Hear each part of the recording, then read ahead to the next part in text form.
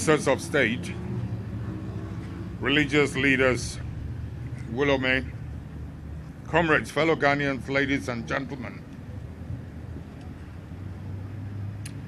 35 years ago, I vividly remember the dark hours of our nation that we sought to redeem collectively as a people. 31st December 1981 revolution was 18 months after an uprising that awakened the consciousness of the Ghanaian people. The honesty and vigor of our action was met with the support and understanding of a vast majority of Ghanaians who saw it as an opportunity to restore the dignity of the ordinary man. The fallen heroes we honor today expect of us, at the very least, never to relapse into those same old days. But ladies and gentlemen, that has not been the case.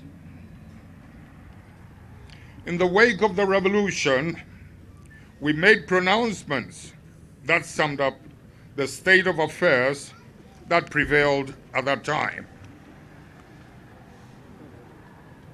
I did admonish back then that Ghana should be a land where it will be accepted practice and norm that those who earn the privilege to govern should administer in humility, conscious that they are the servants of the people and are ready to submit themselves and their actions to public scrutiny and accountability. Most people are yet to recover from the traumatic shock of the December 7th elections. But I will have to state that if we turn our backs to our history as a party, we cannot escape the responsibility for the result. Those who cannot remember the past are condemned to repeat their mistakes over and over again. Need I remind you that the NDC was built on principles and values that emerged as a result of circumstances that led to our birth? The NDC's painful and massive rejection at the polls is indicative that we have lost the moral high ground that sets us apart from most others. Great lengths were taken to draw the attention of the party as a collective, but none of it will be tolerated or accommodated. Ladies and gentlemen, we lost the elections way before December 7th.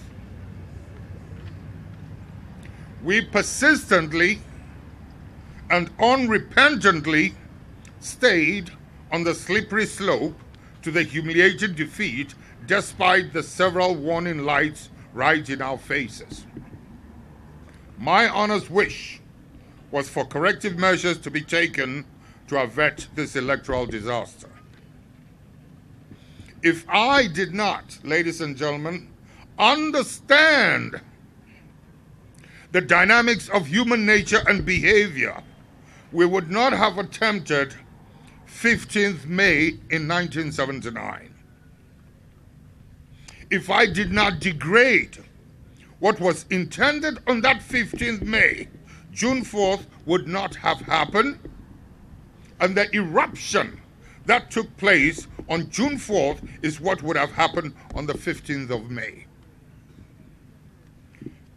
Ladies and gentlemen, if I did not understand the dynamics of human nature and behavior, there would not have been the need for a return on 31st December 1981 and to successfully lead a revolution for 10 years.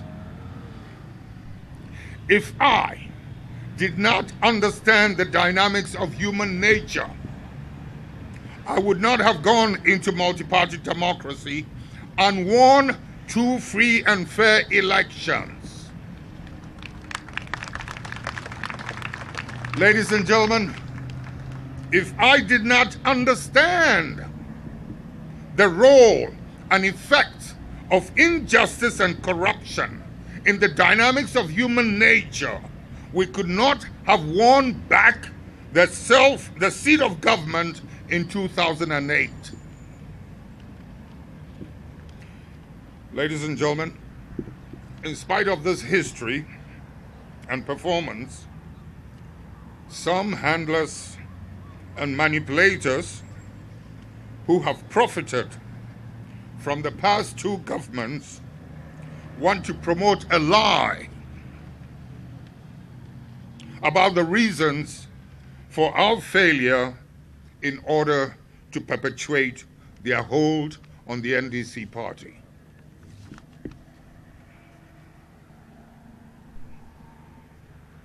I don't think I was the only one who saw the writing on the wall. Many of us, from our own very own party, I believe, could see the writing on the wall that we were going to lose this past election. It was obvious a long time ago that we wouldn't make it. Our general negativity, impunity, disrespect, and corruption was taking us further and further downhill. About the time when most were living in the painful reality with stress and anger, that's when some of us chose to be more impervious to reality. We had lost so much goodwill. I kept providing the warning whenever and wherever I could, and in public as well. But no, once again, the uncouth and uncultured in our party and government chose to insult and to disrespect some of us. The genuine and true founders and elders, warriors, and youthful fighters of what has transformed into the NDC were being disregarded and disrespected way back from after the victory of 2008. When that victory was virtually delivered on a silver platter. With the passage of time, on a silver platter from us to ourselves, not from them. We put up a hard fight. Ladies and gentlemen, with the passage of time, a few too many selfish and greedy characters soon began to jump on board. There were some good people, very good people. But leadership and the command structure did not empower them to override those who were destroying the party and the government. Ladies and gentlemen, I have worked with good people all my life.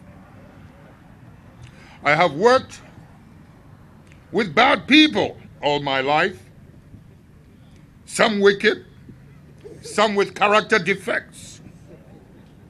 But evil-natured people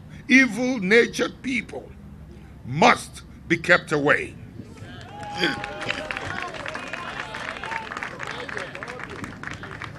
Some of us, however, do not seem to have the cognitive intelligence to recognize the presence of evil-natured ones. The eyes and the nose to smell them. Ladies and gentlemen,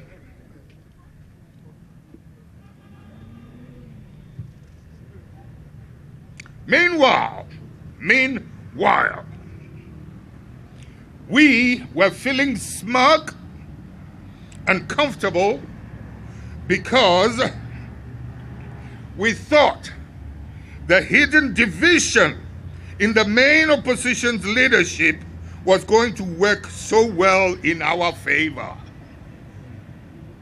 How very wrong could we be?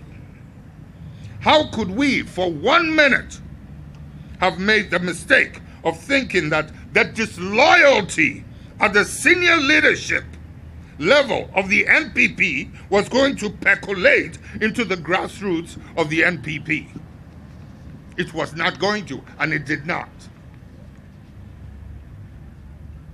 How could we have made the mistake of not recognizing that they couldn't break the sense of purpose and unity at the grassroots level just because of what was going on up there? Ladies and gentlemen, God's given direction for leadership are the principles of integrity, probity, and accountability. These principles are embedded in the collective conscience of the grassroots. There was a very gaping gap between and disconnect between leadership and the masses, as the latter was left disillusioned. To make matters worse, the ordinary man felt even more insulted by the crass display of wealth by people who should have known better. If the masses knew about some of the detrimental effects of the greed and avarice perpetuated by some of our own, they would never forgive us. The examples abound around us. Ladies and gentlemen, if we all don't do some careful introspection and openly show remorse for the betrayal of the people's trust, we might not recover in time for the next election. The oppressive machinery will not desert us voluntarily. We need not shrink from honestly facing the conditions in our party and country today. This is the time to preeminently speak the whole truth, frankly and courageously. But rather than facing the obvious truth about why we lost, Rawlings once again has to be made the scapegoat of their failures. I believe this time around, our people have seen through it, and we would embark on the right steps to regain our moral high ground. The moral high ground that we abandoned and on which the new leader is now standing. Think about it. Ladies and gentlemen, let me assert my firm belief, though, that the intrinsic ability of the NDC to rejuvenate and recapture the moral high ground is also in no doubt. But it lies with a silent majority who would have to rise up and activate processes that will cleanse us. Ladies and gentlemen, we owe it as a duty to restore and protect the legacy that we fought for from the beginning. Distinguished guests, ladies and gentlemen, I thank you. May God bless you, and a Happy New Year to all of you.